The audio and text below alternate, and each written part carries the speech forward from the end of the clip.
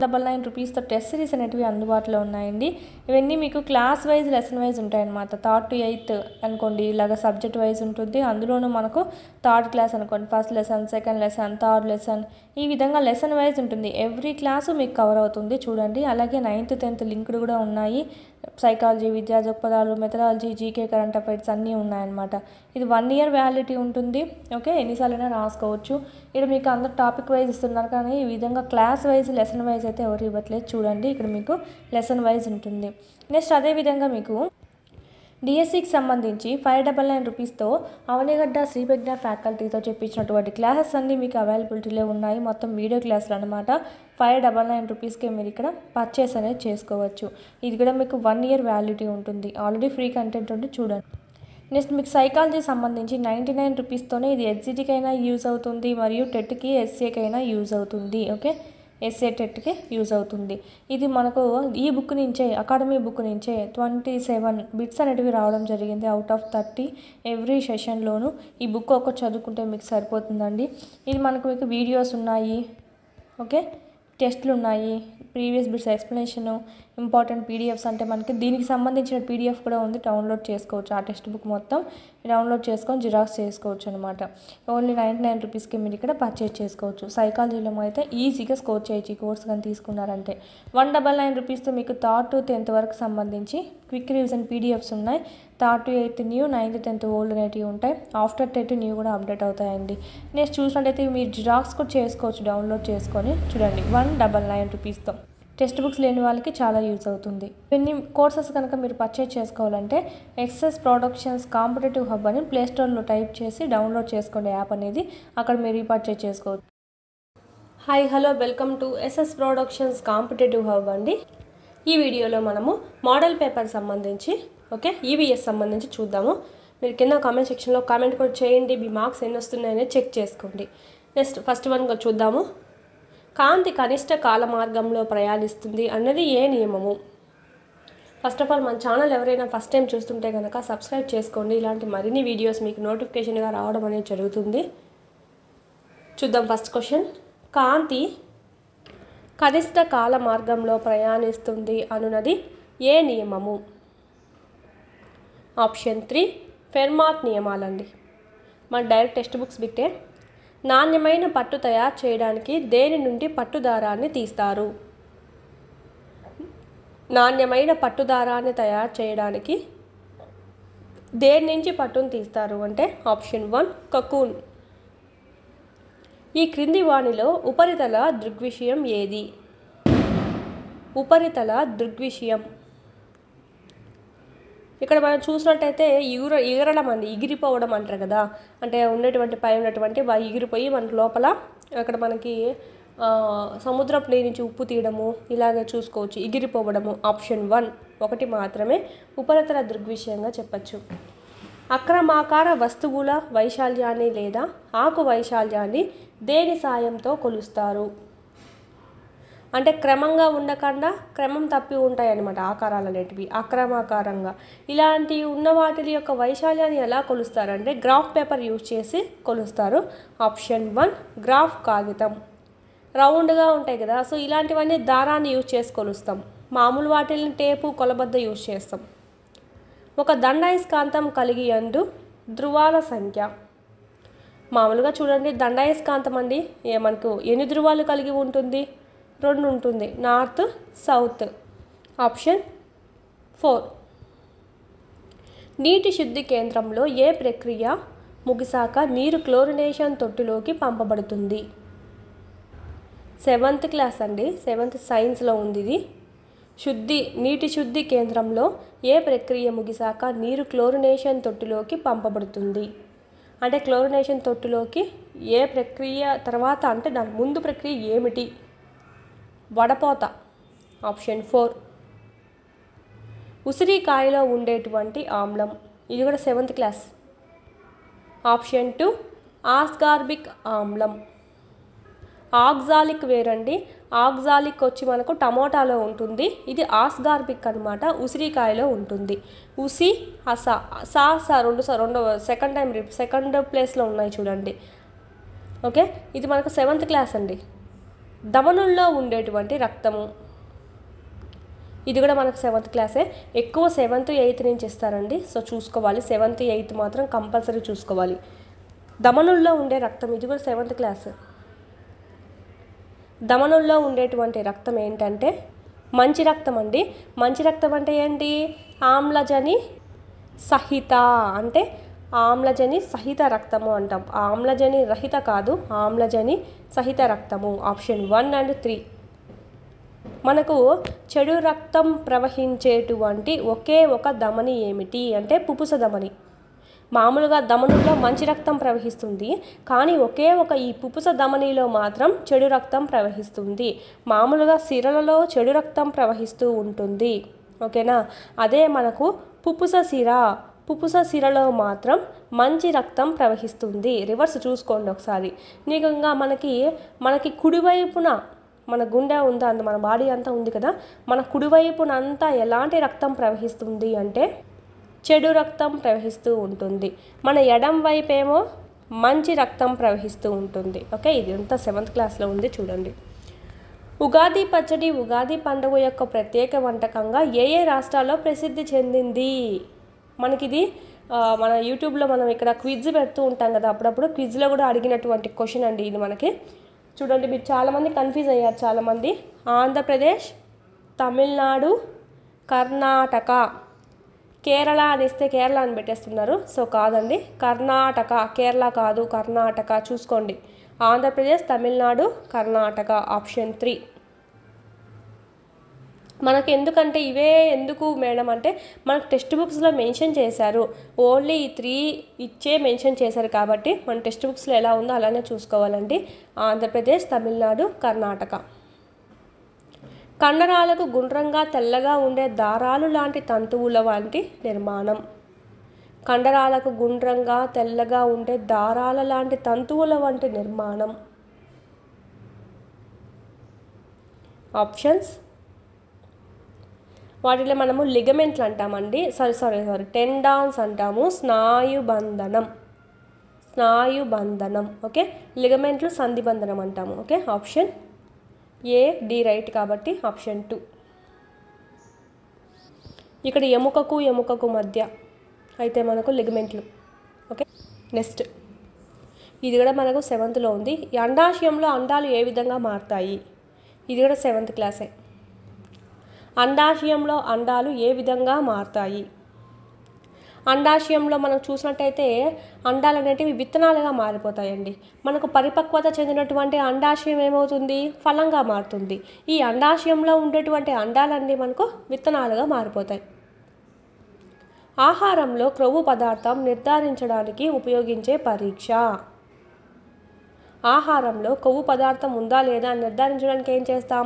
పిండి పదార్థాల దానికి అయోడిన్ టెస్ట్ చేస్తాము. నెక్స్ట్ అలాగా కొవ్వు పదార్థానికి చూసినట్టయితే కాగితానికి మనం రుద్దడం ద్వారా అది మనకి ఏమవుతుంది? ట్రాన్స్పరెంట్గా మారుతుంది కాగితం అనేది. అప్పుడు మనకు దాంట్లో కొవ్వు ఉందని అర్థం చేసుకుంటాము. ఆప్షన్ 2. అయోడిన్ అనేది దేనికి? పిండి పదార్థాన్ని కనుక్కోవడానికి. కాపర్ సల్ఫేట్ ఇదంతా మనకి 2% 10% ఉంది కదా, సో అదంతా మనకి ఎందుకంటే ప్రోటీన్స్ కనుక్కోవడానికి. ఈ క్రింది వాటిలో అసత్యమైనది. ఉత్తరార్ధగోళంలో అత్యధిక పగటి కాలం, దక్షిణార్ధగోళంలో అత్యధిక రాత్రి కాలం ఉండు రోజు జూన్ 21. ఉత్తరార్ధగోళంలో రాత్రి కాలం ఎక్కువ, దక్షిణార్ధగోళంలో పగటి కాలం ఎక్కువ ఉండు రోజు డిసెంబర్ 22. 7th సోషల్ ఇదంతా. భూమధ్య రేఖపై సూర్యకిరణాలు నిట్ట నిలువుగా పడేటువంటి రోజు మార్చ్ 21, సెప్టెంబర్ 23. వేసవికాల ఆయనాంతం ఏర్పడే రోజు డిసెంబర్ 22. రాంగ్ కనుక్కోమన్నారు. ఆప్షన్ 4. వేసవికాల ఆయనాంతం ఏర్పడే రోజు డిసెంబర్ 22 రాంగ్ అండి. Next question.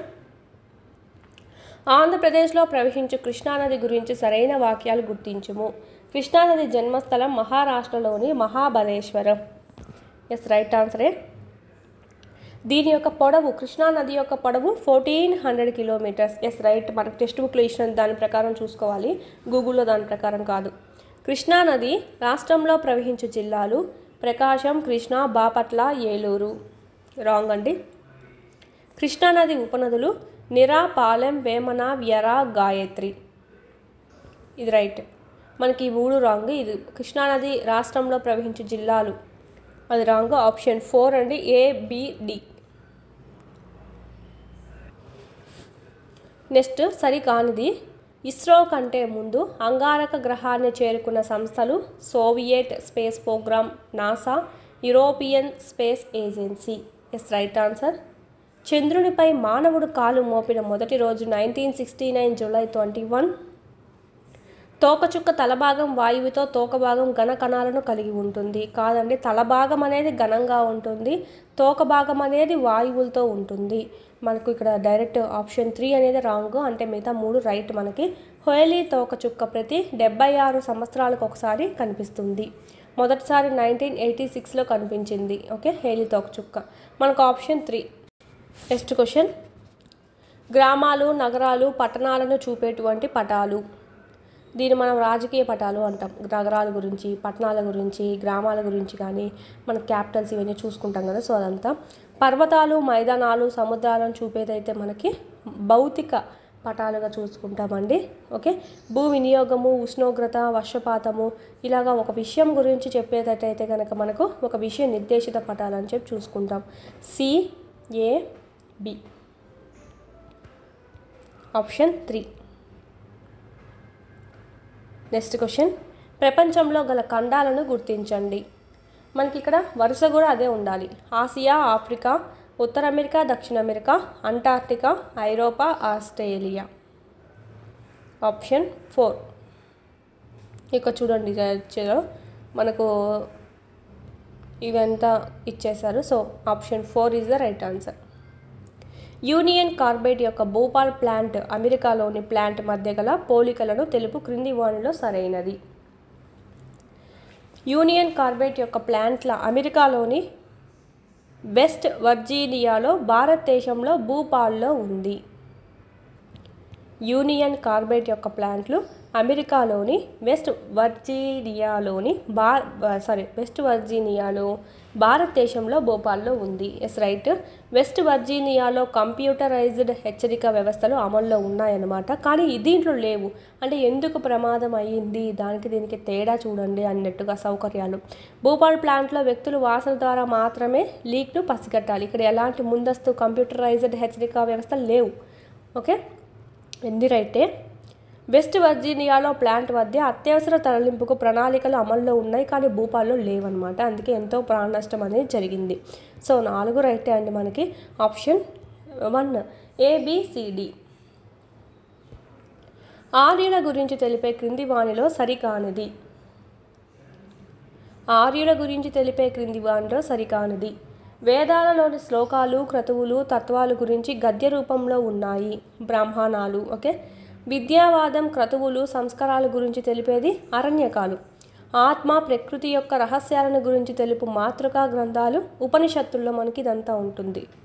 సంస్కృతంలో వేదం అనగా పవిత్ర శాస్త్రం అని ఇచ్చారు. సో కాదండి, ఆప్షన్ 4 రాంగ్ ఆన్సర్. గ్రామ స్వపరిపాలనా వ్యవస్థలకు సంబంధించి క్రింది వారిని సరిగ్గా జతపరచండి. గ్రామ సభ అధ్యక్షుడు ఎవరంటే సర్పంచ్. పరోక్షంగా ఎన్నికయ్యే వాళ్ళు ఎవరంటే ఉప సర్పంచ్, పరోక్షంగా ఎన్నికవుతాడు. మండల పరిషత్ సభ్యుడు,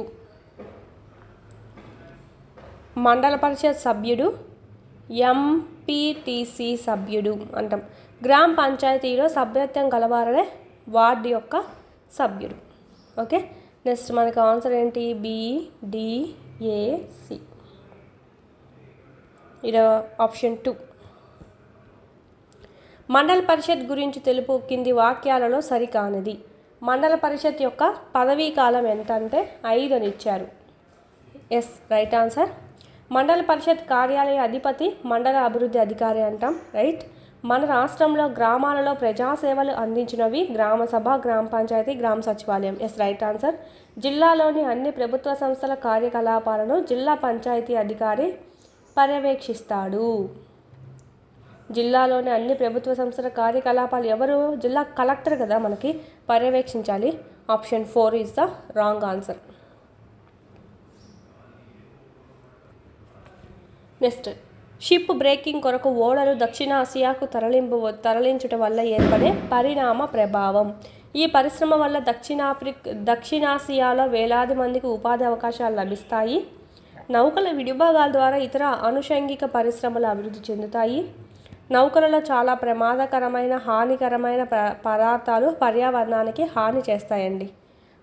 షిప్ బ్రేకింగ్ వల్ల సముద్ర జలాలు నౌకలు విడిభాగాలతో నిండిపోతాయి. సో మనకి ఇక్కడ మనకి వచ్చేటువంటి డిసడ్వాంటేజ్ ఏది అంటే ఇది మనకు పర్యావరణానికి హాని చేస్తుంది అన్నమాట, దాంట్లో ఉండేటువంటి కొన్ని పదార్థాలు. భారత రాజ్యాంగంలో సమానత్వం గురించి తెలుపు క్రింది అంశాలను సరిగ్గా జతపరచండి. చట్టం ముందు అందరూ సమానులే. ఇది మనకు ఆర్టికల్స్ ఏ తెలుపుతుంది? ఆర్టికల్ 14. అంటరానితనం పాటించుట నేరం. అంటరానితనం పాటించుట నేరం. అంటరానితనం అంటూనే మనకు ఆర్టికల్ 17.